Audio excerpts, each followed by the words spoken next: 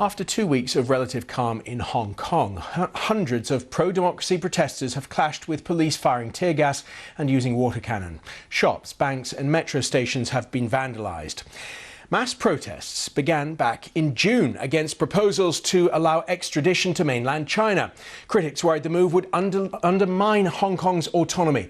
The city's chief executive put the plans on hold, but the protests developed into wider demonstrations for full democracy and an inquiry into alleged police brutality. Then, last month, the extradition bill was finally withdrawn, but protesters continued to march despite restrictions.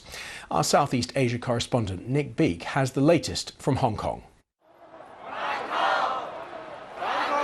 They were told they weren't allowed to march today. They were threatened with prison if they wore a mask.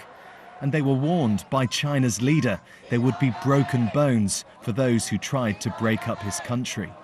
But this is a pro-democracy movement that believes the world is on its side and is not backing down. Because we are here to fight for freedom and we are not scared about the Chinese Communist Party. We want our freedom and human rights. But once again, peaceful protest gave way to petrol bombs, with police stations under attack. This is what eventually cleared the hardcore activists, who then rampaged through the streets, targeting Chinese businesses. They fought the police late into the night.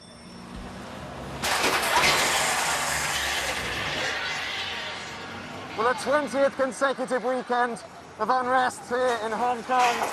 The police are really struggling to control the streets here. They brought out the water cannon. The protesters are not going home.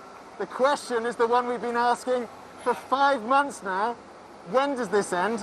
How does this end? Hong Kong's government claims a housing crisis has unleashed this cycle of violence.